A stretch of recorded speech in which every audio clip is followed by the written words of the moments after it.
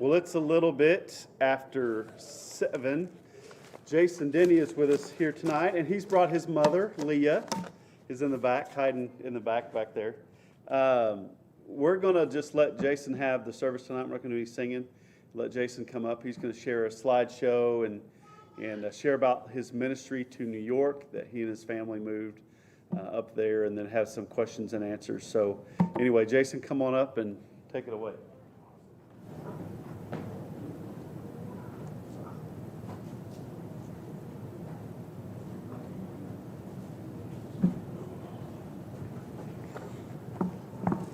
Cool, I guess I'm gonna put that right there. I'm loud enough though. Well, good evening, everybody. It's a joy to be here. Thank you so much for allowing me to come and share. First of all, I'll just jump out there and say thank you so much for your support and your encouragement. We came here, it was last spring, I think, is when we first came and spoke with the church, and since then you as a church have supported us heavily in so many different ways, and we're so encouraged by that. So it's an honor to be partnering with you in the work and everything. And so tonight, I just want to share a little bit about what we're doing, a little bit about where we're at, and then even at the end of it, we'll have a little bit of question and answers, because I want to, anytime when we do something like this, I want to know what questions you have, and we want to be able to answer that and be open and honest about what we're doing. And so I'm going to try and turn this thing on. It's right there. It's the on button, Jason. Yeah, so let's go ahead and just jump in. This first slide. You good now? Oh, there we go. So this first slide is just really a picture of our home. And the reason I want to share this to you is, honestly, God has blessed us with a really fun, cool apartment, but also not just a cool place, but a place we get to call home, a place we feel comfortable, a place that it has been very good for us as a family. New York City, and especially, or I say that where we live, is not in the center of the city, but still, it's a different life. There's many things that are very different than living here, or even we came from Stillwater, living in Stillwater. But it's nice to be able to go to a place and feel comfortable and feel at home. God's also blessed us with some great neighbors. Our neighbors have been very, very welcoming. Honestly, we have an upstairs neighbor. Her name's Betty. She's the sweetest lady. She's half Colombian, half Guatemalan, but from the get-go, she just wrapped her arms around our son, James. And now she's kind of like a grandma to him. And so usually a couple days a week, he gets to go upstairs and eat all the snacks he wants, he always comes home with a cup of ice cream and sugared up, which is what all grandmas do, right? But it's really good for and especially even my mom who's sitting in the back, she actually prayed for Betty. Prayed that we would find a Betty. And so we found a Betty pretty early on, and that's been something that we just see as a gift from God, helping us be able to be there and be comfortable in the things that we're doing. Also, there's a picture of James with a little girl. So James is obviously the boy, and the little girl, her name is Aria. Aria is a next door neighbor, and just so that James, God sent us friends for James. And honestly, moving with a son, moving with a kid, as far as we did, it was probably one of the bigger struggles. It was probably one of the harder things for us early on, because he didn't adjust that well. Going from living in Stillwater at his grandparents' house, which was, they have a really nice big house. They live on 200 acres, big wide open space, to 1,000 square foot apartment. In a little bitty neighborhood and everything. For a little kid, that's even hard, and it was. But early on, God began to give us neighbors that he could go play with and he could go have fun with, and it's been really good. Also, I have a little picture of here. I actually have an urban garden. You see some tomatoes and cucumbers, and they are going crazy right now, and it's really cool.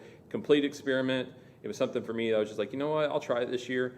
And they have just blown up. But it's also a great thing. I get to actually, because we're, getting way more than we can, and I get to go share it with my neighbors. I get to say, hey, I've got some fresh cucumbers and tomatoes, and it's been great to be able to share everything with our neighbors. But we just thank God for that. That's the thing, if you ask us early on and even now, the place that we have, it's not perfect. There are nicer places probably out there, but it's where we're supposed to be, and God continues to show us that in a lot of ways. So.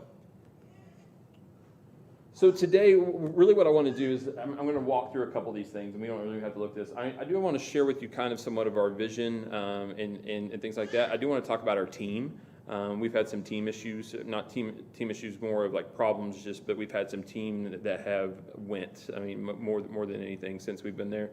Also, just want to talk about Bay Ridge. Bay Ridge is the community that we're in and some of the things we're doing. Also, we have a platform that is built around a thrift store and a community center and some of those things, and then the equip training. So this is our vision. I'll read it just real quick, and I guess I got it here in front of me. I'll do it too. It says, we are asking God for a healthy and thriving movement of multiplying house churches among and through Brooklyn Arabs. And the mission statement is, we aim to proclaim Christ among Arabs in Brooklyn who have not heard the good news, and train up those who have and believe. Using the CPM best practices. CPM means church planning methods, best practices. We will steward our time and our responses to, first of all, reach the lost, and second of all, partner with the existing body of Christ to see movement of Arab disciples Arab disciples making disciples here in Brooklyn and beyond. Okay, that's a lot of stuff. Simplifying it down to, we desire to see healthy, thriving churches amongst the Arab population, the Muslim Arab population in Brooklyn, that would then go from here and go beyond.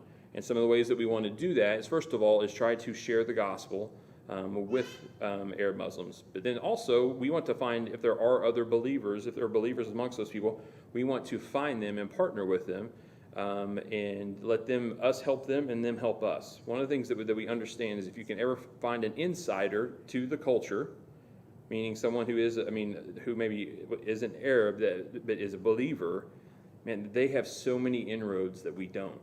And so being able to, if you come alongside somebody like that, you want to yourself learn from them, but you also want to encourage them and help build them up as much as you can. Okay? All right, let's keep on.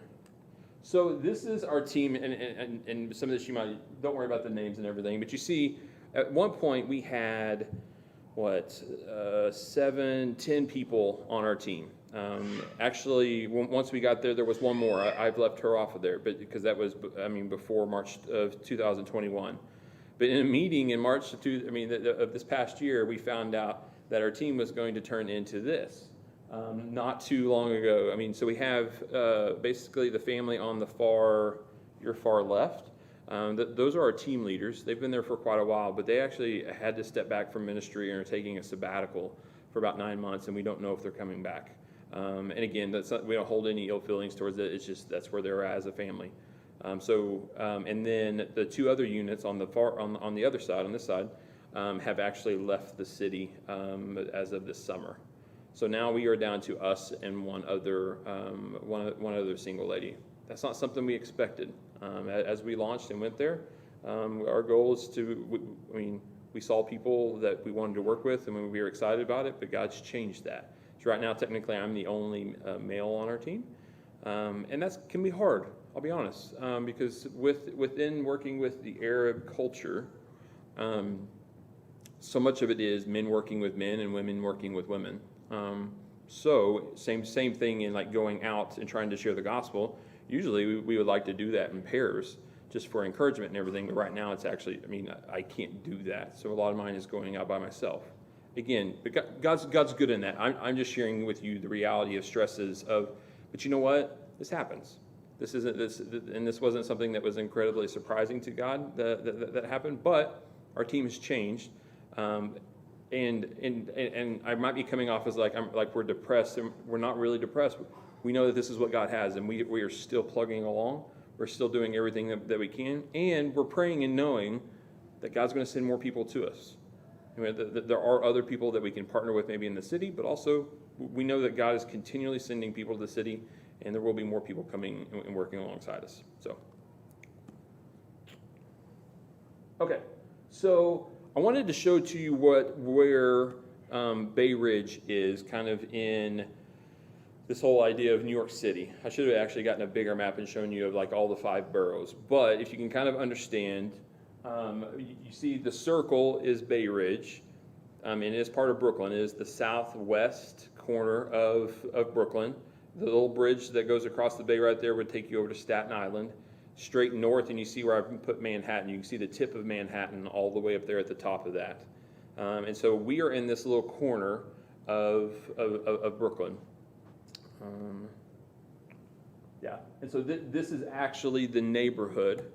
And I put some different circles and different things on there. I'll explain to you. The circles are parks. Those are really, really important places, and we'll talk about some of the ministry things that we're doing.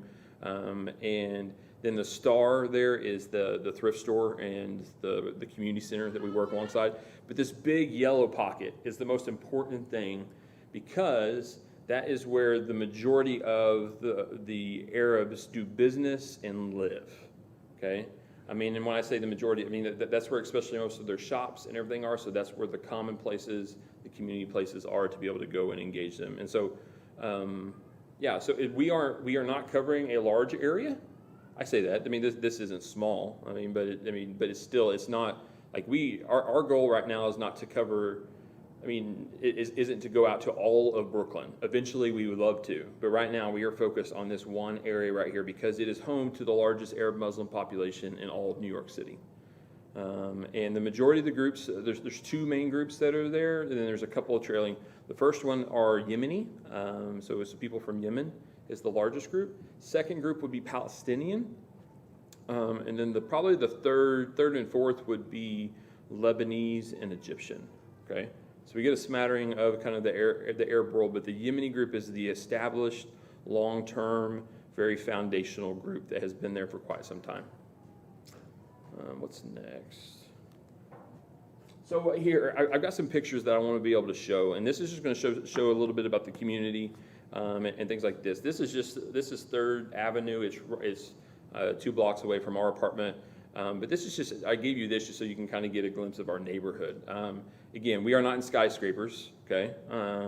Honestly, skyscrapers are all in North Brooklyn and Manhattan. We are in a very much of a neighborhood feel, which is where a lot of families and things like that. But it has 3 main streets that run parallel through the neighborhood, and this is one of them. It has a lot of different businesses, things like this. This is a place where, close to where we would shop, for groceries, we would shop for other things. But also it's a great place where we're doing a lot of ministry is right there as well. So this is a picture of me. Okay, so most of these pictures that are coming up, they're basically selfie shots because, just being honest, just walking up in front of a shop and taking a photo of it kind of looks a little bit weird. And also because the Arab population is very skeptic. So like the American guy walking up and just taking photos of their shops and of them and things like that. So a lot of them, I'll be honest, I kind of got around it by taking a selfie. But in the background here, while I'm taking the selfie shot, is a place called Safa's. Safa's is ran by an Egyptian lady, and she imports. It says it's called Safa Imports, but she imports like clay pots and jewelry and all those types of things, and has been working there for probably 20, 30 years. She's a super sweet lady. She's a very Muslim lady. She's very devout. But a lot of the women, I say 2 or 3 of our women, are spending a lot of good quality time with her. She is very friendly, and she's very open to talking. But Safa is an example of many people that are in our community. A lot of them are business people that we're working with, that are there working to provide for their family. And a lot of times they have their own stuff, like they're importing stuff from their own country, and Safa is one of them. So the women in our team, because I've met Safa once, and it was just it was just in passing. She was that friendly to me, but it is not okay for me as a man to go and engage her in the gospel, and that's because of the cultural barriers that she comes from. I can be friendly and I can be nice. But to go to the point of getting into a deep conversation as a man, I cannot do, whether I agree with it or not. It's just not going to happen. So for me, it's one of the things. That's where I have to do my best in helping Rachel, my wife, and other of our team members and others to be able to encourage them to go. And they do. And so that's the reason that it's a balanced approach of I go out and spend time with the men. She'll go out and spend time. With the women. So this is Hemo's Cafe. It's it's a really fun spot. They have some pretty good coffee, but they also have phenomenal smoothies. So James and I periodically will go out into the community. And this is one thing that I've learned is, I think going into ministry a lot of times, I really think like, you know what, I got to find something for my son to do. Or I need a babysitter, or Rachel, my wife has to watch him or something like that. But I'll be honest, some of the best times I've had in ministry is when I've taken James with me, my 5-year-old. First of all, he's 5, he's got all the energy in the world, but the men love him, and they see him like we'll walk into a store, they don't look at me, they ignore me completely, but they love seeing kids. And then now they also always send them away with tons of candy too. It's like a grandma concept. But it's like, but literally like every time they're like, oh, you go get some candy. You go get plenty of candy. And he walks out loaded up. And it's like when we get past and out of eyesight, I'm yanking the candy from him and we put it in he gets the candy eventually, but he doesn't need 3 bags of M&Ms right there on the street, or we might not make it home. Either he or I won't make it home. Who knows? But yes, but I've found like a place like this, I can go into initially with James, and it breaks down a lot of barriers because they'll ask him questions, they'll engage, and then it will allow some room for me to do it. It just is this concept of it's a family thing for us. It's not just me doing my thing, it's not just Rachel doing her thing, but it really is us there as a family, and God wanting to use us as a family to engage these people. Oh, back up. Okay, so I'm going to show you this picture, and it's really difficult to see, but it's just because this was one that I definitely didn't want to just walk up in front of. There's the building across, and this is across the street with the white sign. It's in Arabic, just right there in the middle, right above that car. That's actually a mosque.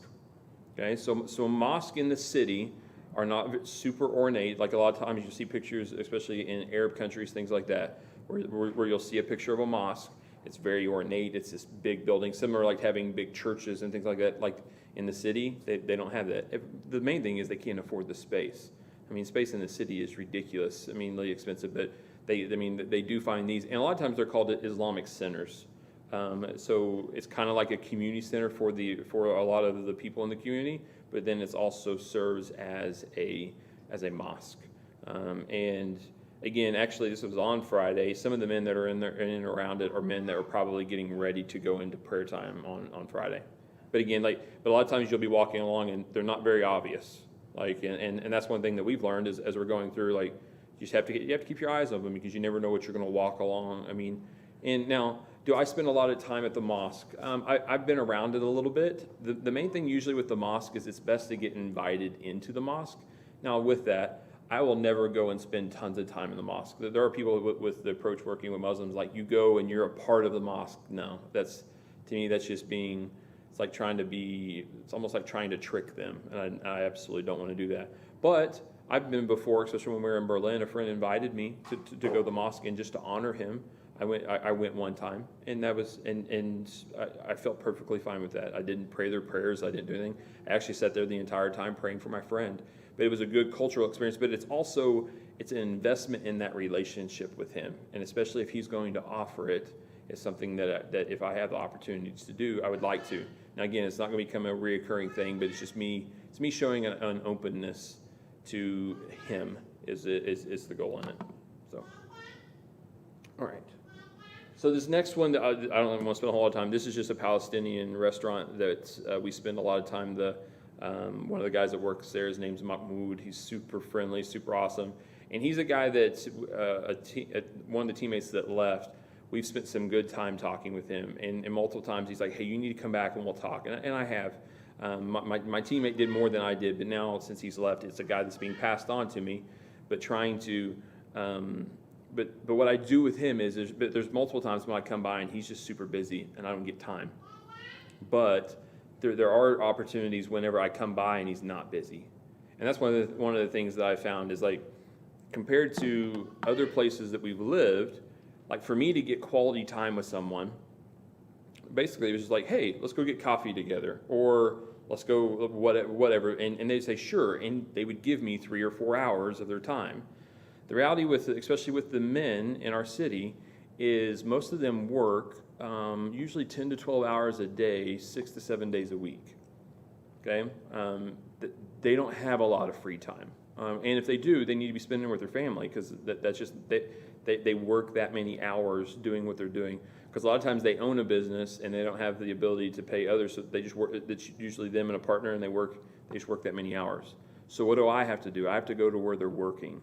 And again, the great thing is sometimes they're not busy, and I'll get to have a really good quality conversation, but sometimes they're not. And I just go in, and if it's at a bodega, which I'll show you what one of those look like, or if it's a place like this, I'll go in and buy something and just say, hey man, it's good to see you. I mean, I pray you have a good week. Saying something simple like that, or I pray God blesses your week. Again, it's investing, but then there's those times that open up to where I get 10 to 15 minutes, which it sounds bad, but like 10 to 15 minutes is actually a really long time in some of these conversations that we're having. But I get that, and I'm ready. I'm ready to invest more and to share more and to go deeper in the relationship. And instead of it just being this perfectly planned week and these perfectly planned opportunities, I'm going and taking the opportunities that are there before me, but sometimes it's not very much. Okay, did I skip one? Yeah, that's it. So this little corner store, these are what we call bodegas. So I referenced this a few minutes ago. Bodegas are corner stores, convenience stores. And probably 90% of the ones owned all throughout New York City are owned by Yemeni. So it's a place that we go, and it's Yemeni businessmen. Sometimes some of their kids are working them, or whatever the situation. But again, like I said earlier, they can be great places for ministry, especially in a convenience store. Convenience stores can be super busy, but then there's certain times when they're twiddling their thumbs all day long because they don't have anything else to do. That I've actually, by going at very obscure times, you can go and spend a good amount of time. Now there's the ability to linger, and this is a gifting that I don't have. I get really nervous, like if I'm standing, it's kind of like I'm just trying to hang around, and for them it doesn't bother them. Like they, as a culture, that's got people do it, but like we as Americans, we get in, we do what we're supposed to, and then we get out, don't we? But to kind of hang out and do it, I just don't. And my teammates laugh at me because I look very awkward. Because I get awkward, I get sweaty, because I'm just trying to wait for, say I'm sitting there trying to talk with them, and then a customer comes in. Instead of being like, okay, see ya, and leaving, the best thing to do is actually just sit there and wait, let him help the customer, and then pick back up in conversation. And it's something that I'm honestly praying about it, saying, Lord, help me, please, because I get so nervous just trying to linger. But it's actually something that you can do and do well, and being able to continue some of those conversations and then kind of hang around. But that like these are places right here that we, as especially reaching men, these are some of the best places to do that. This here is just briefly the American Arab Association. It's a group that we partner with a couple different events with our community center. But it is basically it's a community center. It's a place that helps out Arabs, especially in language, but also in working on citizenship and a lot of those types of things. And it's an area that some of our team has helped out and worked with before. We're trying to figure out how best to serve alongside of them because they aren't a Christian group; they are a secular group. But being able to come alongside them and serve them is something that we're wanting to do. This one here, this is just a big grocery store. I should have went in the grocery store, but that would have been kind of harder. But this is just a big grocery store. But the reason it's important is all the Arabs come to this one. I say there are others, but this is the biggest one, and it has everything that they need. But it is basically like shopping at a grocery store in their country. They import everything from their countries, and they sell it right there so that they can still eat the normal things and everything that they eat from their country. Okay, this is the barbershop. I took a picture right as I was about to get a haircut. The reason the barbershop is important, and I'll show this picture is of my friend Isaac.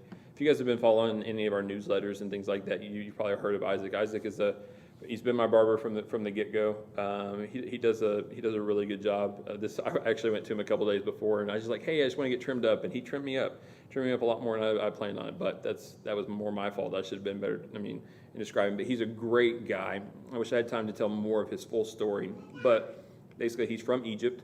He is here in the States working and providing and trying to send money back to his family because his family needs it. But he's also, like, hearing his story, he has a huge heart for people.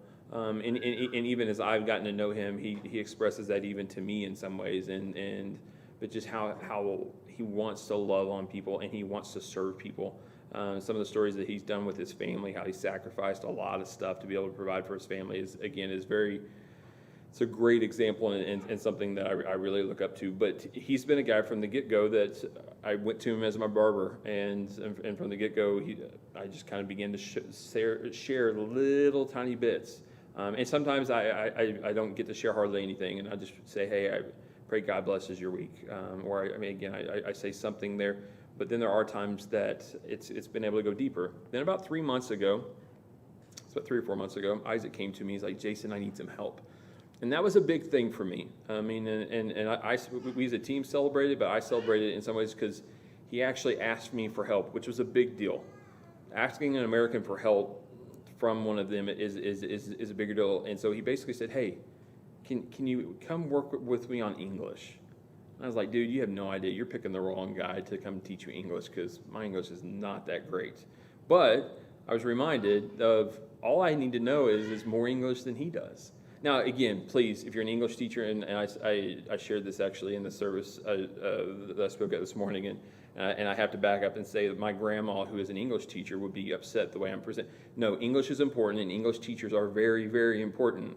I'm just saying that in that opportunity, I didn't need to be a professional English teacher to be able to teach him and help him with English. I needed to know more English than he did, and there's resources out there that will allow me.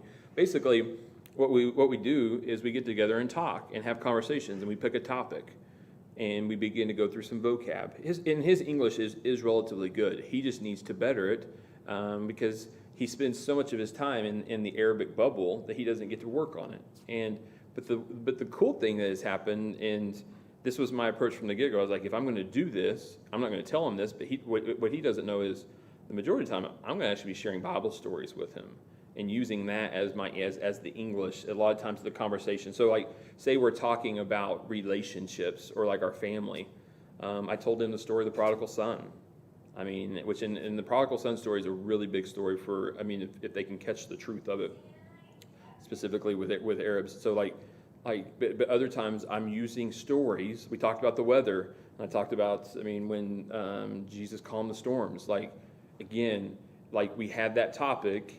I grabbed a Bible story that I could share with him in doing it, and he loves it. And that's the idea, but I wasn't able to actually open up my Bible and us read through it. Hopefully, eventually we can get to that point. But I knew the stories, and this is something God is working on me in, is working on storytelling. Being able to tell a story, and tell stories from the Bible, as long as we're telling them accurately from Scripture, can be so impactful for people knowing and understanding the biblical truth. And that's something that I've been able to do with Isaac. So I honestly ask you to pray for Isaac. Isaac is he's multiple steps away from believing. He still gets with the normal objections that Jesus can't be the Son of God. He thinks Jesus is a prophet, that is a good guy. He listens to a lot of the teachings, but he still isn't over that, and it's going to take a while, which is normal. But I ask you guys to pray for him. Okay. Is that in there twice? This place here is just right across the street from his, and I just put it in there because it's a place that I go to often.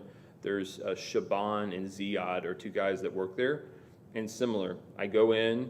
If they're not busy, it's great. I'll talk with them, all that type of stuff. If not, I order their food, which is amazing. That's one of the blessings of what I get to do. I get to go out, and if I'm hungry, it's a great opportunity to be hungry. I go out and I buy some food from them. But then a lot of times they'll bring me my food, and if no one's here, I was like, hey, sit down and tell me about this or whatever. And they normally oblige, and so it's a great opportunity. Okay, let's move on real quick. We're going to talk about I've referenced the thrift store and community center a couple times. So first of all, you'll see this picture here. This is a thrift store. It's called Piece by Piece Thrift Store and Community Center. It's right in the middle of that star that was on the map earlier. And it is a part of our organization, okay, of the organization that we're working with. And its platform is to engage Arab families, especially Arab women. Okay, and you're like, well, how does a thrift store do that? Well, no offense, who does the majority of the shopping and the families and everything? Usually women, and especially amongst the Arabs. It's really no different for them. But Arab women in the community love to shop when they get the opportunity to. And this is a place that they love it so far. I mean, and the people that were launching it were thinking in that way. But we're already beginning to see some great relationships that have built from our workers who are ready to have spiritual conversations with the people that come in and begin to, I mean, share with them. We're really, really close to beginning what we call a Discovery Bible Study with some Moroccan women that have been coming in, and just basically the worker has been just really engaging, and they've been engaging, and it's just been this back and forth, and they've asked some spiritual questions, and then eventually they said, hey, would you like to study the Bible with me? And they were like, yes, we would love to.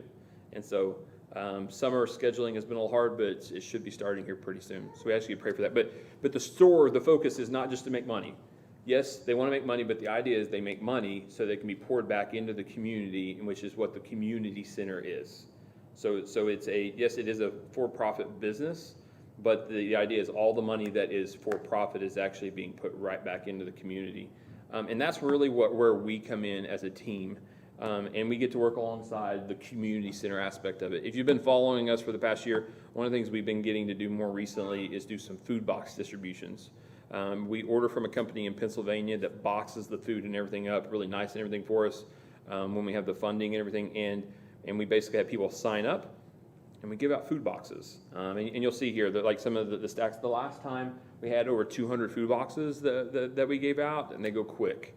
But the last time we did it, we set a goal and we challenged ourselves, and we said everybody that got a food box, we were going to ask them if we could pray for them. And you know what? It was a big goal. We did it. We met our goal, and we asked everybody. And ultimately, I think it was probably around 90% of them said sure, and they allowed us to right there on the street stop and pray for them. Now, not all these were Arabs. This is the community as a whole. But many of the Arabs allowed us to sit there and pray for them right on the street. Now, it wasn't a super long, elaborate prayer, but it did begin to show a spiritual, like us caring for people spiritually. I mean, and we had many people respond and say, that was so good. It was so good for me. I mean, to know that someone actually cares. It's not, you guys just aren't trying to give us food. You actually care about us and what we're doing. So. Okay, so this next one is with the community center. One of the things we've been doing is we have this tent. We invested a little bit of money in the tent, and we plop it up in the middle of a park, specifically in and amongst a bunch of families. We get some popsicles and put a sign up that says free popsicles, and the kids just come running, which is great. Like I said, it's a great way to engage them. It's not a whole lot. But one of the things that you can kind of see is kind of around the tent, and honestly on the other side of it, we're blocking a massive group of Arab women that are sitting there. Their kids are running all over the place, but they're sitting there talking, and we're trying to do our best in just trying to get to know them, but also serve them in ways. We got some games, we're playing with the kids, and doing a lot of things like that. We're trying. We know the parks are going to be a really, really important place to be able to spend time with people, and what we want to do here is begin to show them love, begin to show them some care and concern, and praying that opens up the opportunity, especially for our women workers. It's not going to, like I come and help set up and I play with the kids, but I know that there's no opportunity for me to begin a conversation with that group. But it's beginning to, like I said, we've done it a couple times. We're going to do it a couple more times this summer. But again, it's just an opportunity knowing that the park is an amazing spot for people to come and congregate. It's a communal spot, and it's one that we want to try and be in as much as we can, okay? This group here is what we call the Equip group. One of the things I shared with you, I think probably shared with you guys in launching, is we began our time in a training program. It's a 10-month training program, and it's focused on training people to go and live cross-culturally and to do ministry and learn skills. And then in that 10 months, you're put in a very diverse neighborhood where you're able to learn a lot of these skills and apply them. And so we were a part of that last year. But the great thing about this, and this is an aspect of our organization, but the great thing is like many of these people right here, only about 3 of us that are in this group are actually still in the city. The others are going all over the world to Southeast Asia, South Asia, Central Asia. One of the single ladies is going to work with a nomadic tribe in the middle of Africa, and then I think one of them is going to the Middle East. So it's a training group that is then launching people all over the world. And we partner with other organizations that want to, before they send their people, they want them to get some training here that is going to help them. And we work with a group like Pioneers, Frontiers, and others where they trust us enough to send their people for 10 months and then launch them as they go. Okay, so I'm going to end my time with this verse right here, and then after that, I guess actually end the time with some questions and things like that. But so first of all, this verse, this is one that I've been walking through Isaiah this basically past 2 or 3 months. Isaiah's a long book, and if you go through it really fast, you could go through it really fast, but to really get all of it, I've been going through it a little slowly. But this one here just really stuck out to me. And again, this isn't completely the central point of Isaiah, but it is still like it just stuck with me. And it's something that it reassured me of a lot of the things why we are doing what we're doing, but also it just reminded me of God's mission and God's goal. So I'll read it for you. It says, "For as the earth brings forth its sprouts, and as a garden causes what is sown in it to sprout up, so the Lord God will cause righteousness and praise to sprout up before all the nations." And it's that last little bit, that the Lord will cause righteousness and praise to sprout up before all the nations. You know, living in, and I think you've probably heard, like, we haven't seen any believers, and I think we might be close with a one or two, but we want to see a lot of believers, in our area. We want to see the gospel sown and see a spread, and see a harvest that is beyond anything that we can comprehend. That's why we're there. And sometimes it can be kind of hard whenever you go a year. I know people have worked in Arab situations that have went multiple years and not seen any fruit at all. The Arab people can be a very hard soil. So what do we do whenever we hear that? Like I've heard that a lot this year. I've heard that a lot from other colleagues, other situations. The thing we have to return to are the promises of God and His vision. And the God says right here that righteousness and praise will sprout up before all nations. That's them. It will happen. We know how Revelation ends, right? That there'll be people from every tribe, tongue, and nation at the throne of God praising Him. That would be Arab Muslims. That would be a lot of the people that we're working with. Now, I don't know who that's going to be within that group. I hope it's Isaac. I hope Isaac is a part of that. And I'm praying and doing everything I can to help him and walk alongside him. I don't know what God's plans are, but our goals and our visions, even when it's tough, and it gets tough, and if you like, our year has not been hardly anything that we expected. Our first couple of months were actually really hard. Moving wasn't the easiest. Moving in the middle of COVID wasn't easy. Early on, we had some pretty big mental health issues with our family, and then not too long after that, we had some team issues, and then now you're seeing what's happening with like our team, all of our teams leaving. It hasn't been easy, and I'm not. And please, I'm not up here. I'm not asking for like big sympathy and all that. I'm just saying it wasn't what we expected. But two things, I see verses like this. I see many other verses when God continues to display His vision for all peoples, His vision to see a big harvest, His vision that He's a big God with big plans. I don't always know His plans and how He's going to work them out, but I do know the end of it is that He desires to see people from all tribe, tongues, and nations at His throne. And that's what keeps us there. But the second thing is God in His goodness meeting us in the middle of those tough times. That's one thing. Again, it's been tough. It's been probably one of the tougher times since Rachel and I have been married. Not so much our marriage, but like we said that not too long ago. Like that might have been the toughest year we've walked through. But I'll also say this: it probably has been the deepest year we've had in experiencing God and who He is. So do I look back and say, like, I regret the year we had? Absolutely not. It was what God wanted. It is how God planned it. And honestly, we're really excited about being there, and we're really excited about the future, and being able to continue on But it's those moments and it's those times that we have to sit back and say, okay, God, you're good enough, you're big enough, and we're going to continue on. We're going to continue on being there and doing what we're doing. So again, I have to come back and just say thank you. Thank you as a church.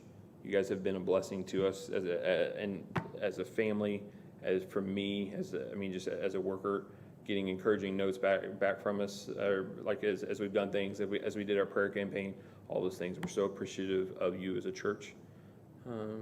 So I think, can I open up some questions? Absolutely. I think it's probably, if you have any questions, you just want to stand up. We don't need a mic. So. Yes, sir. Let me just ask, the population of what is it, South Park? Bay Ridge. Bay Ridge, I'm sorry. Big You're right. difference there. Population of Bay Ridge, the Arab population. Mm-hmm. Sometimes you use the term Arab, sometimes you use the term Muslim. What controls that? Yeah. And then two others. What are the primary motivations that have brought the people to the United States? And then lastly, if you're traveling to Manhattan, how do you get there? Gotcha. Good. Yeah. So first question was kind of some of the demographics or even the breakdown. Bay Ridge, I think population. I know the Arab population is 60 to 70,000 in our neighborhood. Bay Ridge as a community, I want to say it's around 300,000. In our community, but I do know the Arab population is 60 to 70,000. I mean, again, 20%. Yeah, pretty close to it. So, but the reality is our neighborhood. If you notice, like the northern half of it is where the majority of them are. So they make up a bigger presence. If you go south, the south end gets actually very wealthy, and it becomes much more of a suburb area, even though the city is a lot. So they are just further down that way. They're really up in that, really the top right corner, the northeast corner is where the majority of them are. I'm trying to remember your other question. How do you say? Sorry, the Arab and Muslim. Like part of that is just I'm not keeping them together. I'll say this: 90 to 95% of all Arabs that are in Brooklyn are Muslim. So sometimes I'm not doing that. I'm not separating them for any special reasons. It's just more the way I'm saying it. You said what are the reasons that they came that they've come to us? The majority of them have come for work and being able to provide for their family. And again, that's where like a lot of the men, some of their families are here, some of them are not. Isaac's family is not here. He's trying to get his family here. And I'll be honest, but he's doing it the right way though.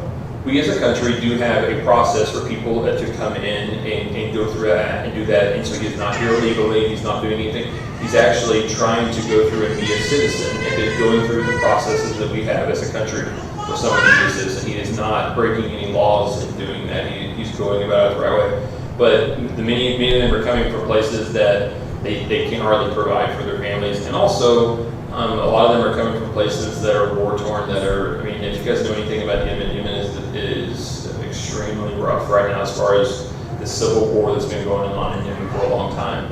And so a lot of them are saying, we'll sacrifice a lot to maybe see if our kids could have a better future.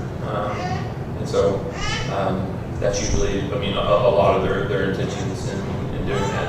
Lastly, how to get to Manhattan. Basically, we have a train that runs right through the middle of our neighborhood. So like right through the middle of Bay Ridge. We don't have one subway, but it runs right through the middle of it, and one transfer. You just get up there. It takes me probably to get to the middle of Manhattan. It's a little less than an hour on the subway.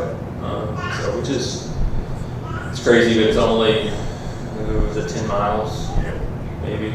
The airport, LaGuardia, which is the one that we fly out a lot of times, it is literally only 17 miles, but most of the time it takes me right at an hour, close to an hour to get there. It depends on traffic. Now I say that, we left, when we flew in more recently, we had a 7 a.m. flight and we left at 4:30. There wasn't any traffic at that point. I was like, yeah, I can handle this, but I don't want to get up at 4:30 every day to beat the traffic, but yeah. It's just, it's just a way of life that they deal with, and I'm somewhat getting adjusted to. we were on a trip in Tennessee not too long ago, and I didn't realize how much of a New York driver, or at least the New York driving, is impacting me, because I was at some little situation and I started honking at a lady. And here I would not have honked at her, but it's like, man, they honk at you for anything. Like if you're at the light and you haven't moved right with French green, they're laying on it and just letting you know, and just like, people leave me alone, stop honking. But sorry, yeah, it's beginning. I'm not a New York driver yet, but I'm definitely, it has worn on me over the year of the impatience that they've given me their lack of patience. I'll say it that way. But we'll ask God for some grace there. Good question, thank you. What other questions? You know that they are Arab or Muslim. Do they know who you are? As far as like being a Christian, or just being, yeah. Do they know that you're there for that sort of thing? I mean, maybe not initially. Now I'll say this: from my first conversation, I want to, because I've said a lot of times I don't get big, deep conversations with them. But initially, I want to make some kind of statement. We call these Shema statements. It's based on Deuteronomy 6, but this idea of making a proclamation about God and/or a spiritual statement. It's something that it's this front door stuff that we want to do, so that we can begin to identify ourselves as spiritual people. Now, they might not from the get-go know that I'm a Christian, but if I have the opportunity, I want to let them know that I am a Christian and a follower of Esau, which is the term for Jesus. Like, I want them to know that. The main reason for that is because I don't want them to find out I'm a Christian and like want nothing to do with me. I mean, I want them to know that. But now, I do that in very, I think, just casual ways, but also, I mean, hopefully with not just coming out and just hammering them with it from the get-go. But I try to. I mean, because again, I think it's very important that they know. Now, do they know about me being a missionary in their community? Maybe not as much, mostly because they don't understand that concept. I do tell them, so a lot of times they ask me, what do I do? Now, usually I give sometimes a couple of answers, but a lot of times I say I'm a Bible teacher. And they're like, oh, why? I mean, and it actually works for a great conversation.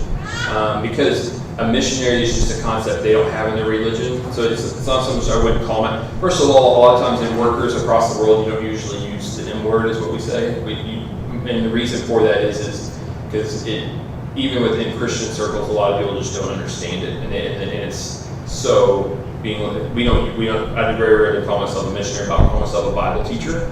Now, right now with the community center, that gives me a platform. I'm the director of the community center. So, I mean, and they're like, well, so what's the community center about? Well, we're here wanting to serve people and show them the love of Jesus. I mean, and so that's a pretty easy statement that we're making.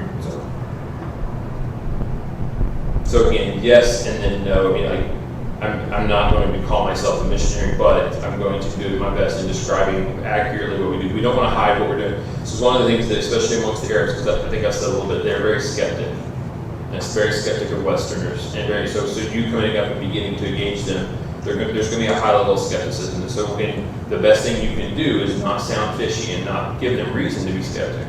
But if you come in and are trying to hide what you're doing, or you don't really, it's just like it just doesn't make sense why you're there. You're like, oh, I do business. Well, what's your business? Well, I mean, and you can't, like, if you dance around it, they'll see it pretty quickly. I mean, and they'll distance themselves from you. So having a good, we call it short, legitimate statements. We practice those early on, because once you get there and you meet someone, like, well, what do you do? Well, I'm a Bible teacher, and I'm also the director of the community center at Piece by Piece. Yes. So part of your mission statement was that you wanted to partner with other Christians in the area, and you made it clear that your team has dwindled, but are there other pockets of Christians that you've been able to partner with? And also, just curiously, is the Muslim population curious about, like, rural America, like Oklahoma? Is that interesting to them? I'll answer the second one first. I mean, the reality is most of them only know the U.S. based on New York City, because that's probably only where they've been. And so Now, also, it is funny to hear, oh, you're from Oklahoma, which sadly, it's even sad I have to say this because a lot of them don't know where Oklahoma is. I'm like, it's close to Texas. And they're like, oh, I know Texas is, and it just breaks my heart every time I have to reference Texas and let them know that. But then they're like, oh, Cowboys and all that. I mean, again, the stereotypes for them a lot of times do run. I think in some ways, I mean, I'll say this, I think they would be enamored by just space and not being in a big city, having an open, like just being out in an open area. It's one of the things we long for so much that I think, but I mean, now culturally, I mean, I think it'd be very interesting to them. I mean, just to get to experience something different. The hard life of the city and the New Yorker, and again, I think a lot of times New Yorkers get a really bad rap. Now sometimes they are just mean, but then sometimes they're just very direct and very quick. I mean, most of them work in business and work really, really busy lives. They don't have time for relationships. Now, that's their own fault, but it's still just the pace of life. So a lot of times the foreigners take that as being very mean, rude, and I can say that we as, Oklahomans and other southern states or whatever, sometimes you go up there and you're like, man, you guys are really mean jerks, but like part of that is just that's the way that they live their life. I mean, that's the way that, it's really not, it's not been trying to intentionally be that way, but they come off that way. What was your first question? Are there other pockets of Christians? Yes, sorry. Yes, there are, and honestly, one of the things I'm in the process right now is beginning to engage some other workers who are doing similar stuff. Now that they're doing, like, they might be working at a different platform, but we know them and we work alongside them to actually partner with them. But the other side of it is I mean, that's a discovery phase that we're entering because we want to. Like, I mean, on two phases, other believers that are like-minded and want to do the same thing. But ultimately, our biggest prayer is finding what we would call an MBB or a Muslim background believer, meaning someone who was a Muslim that is now a Christian, that is from one of the countries that we're working with. Kind of like what I said earlier, is because they would be an insider to what we're doing, and they would be able to open our eyes to a lot. I mean, and be able to help us because they've got the language, they've got the culture, they look the same. All these things that they can be a huge insider to the community. So. We have heard of a couple that have been there that we haven't gotten connected with, so our prayer is that can happen. One of the connections that we did have has left, and we just haven't been able to work that out. And we also heard that one of them might have moved. And so, but that's a prayer. That's it. I mean, again, our first prayer is to engage the lost, but it's really one's no more important than the other. If we can find a believer that we can come alongside and help. And maybe help train them to share and work with them so that we can be more effective in sharing the gospel. We would do that as well. Tell me that terminology again, MBB. Yeah, MBB. I mean, it's just the acronym for Muslim Background Believer.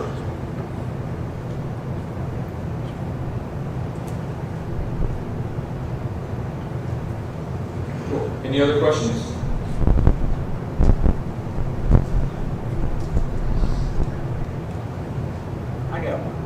Do you speak any Arab languages, or how bad's the language barrier for you? First question, I speak honestly right now just a couple phrases, but my goal in September is actually to start learning Arabic. Some of that's going to be, it's going to be kind of in 2 or 3 different phases. There's not in New York City, there are no in-person Arab language schools that are open right now just because of COVID. Everything's really done online. So if I want to do it online, I might as well go to some of the better places in the world that offer it online. So a lot of your big language schools, and even for people entering ministry, I mean, there's a couple out of Jordan and out of Egypt that do online classes that I'm most likely in September this summer. I've committed to it. I just haven't actually signed up, but it's something I want to do.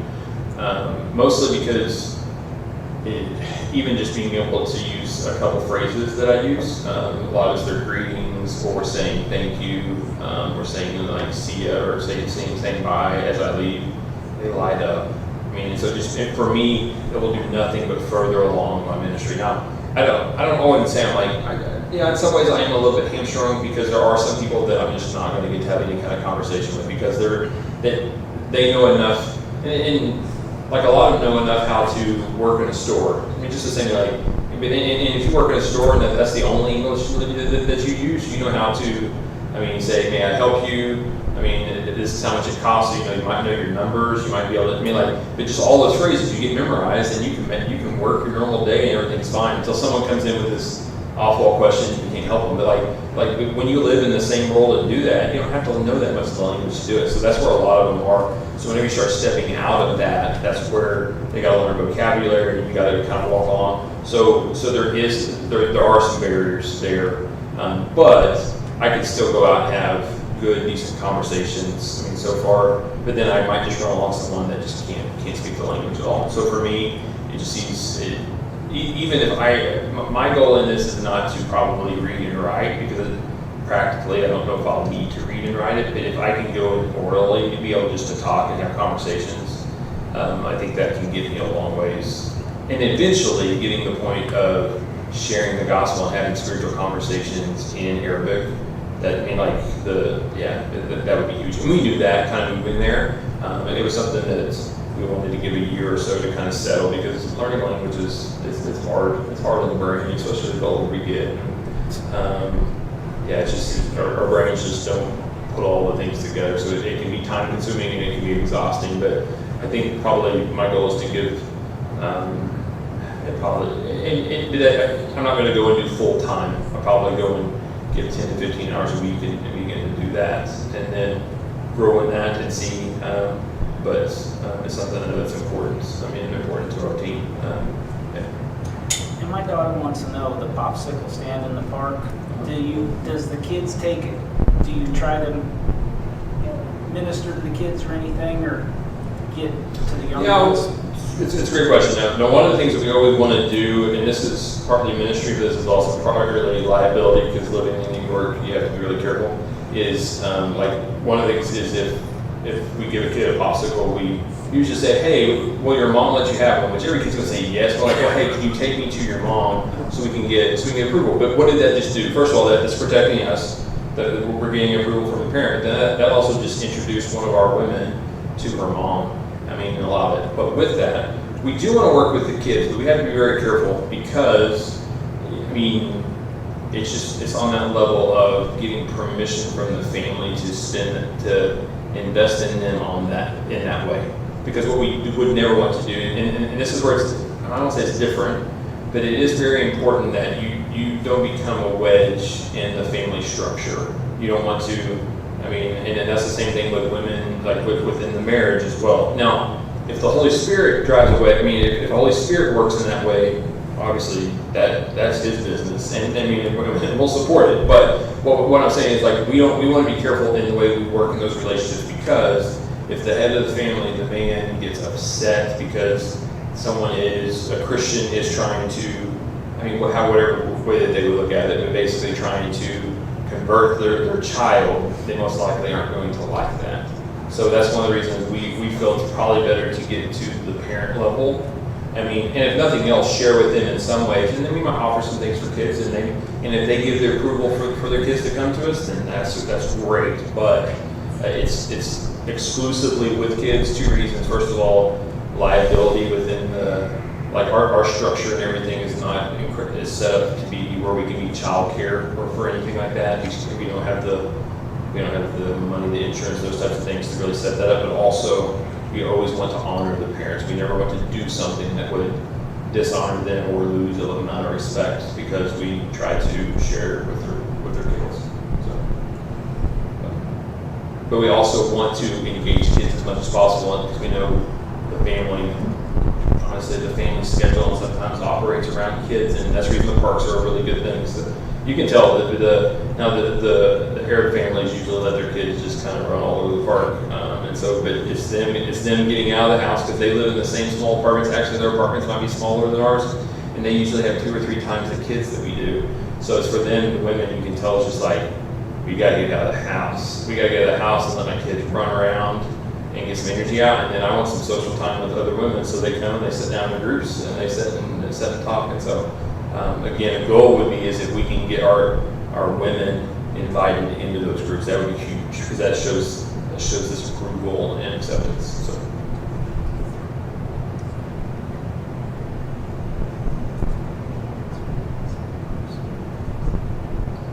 What other questions?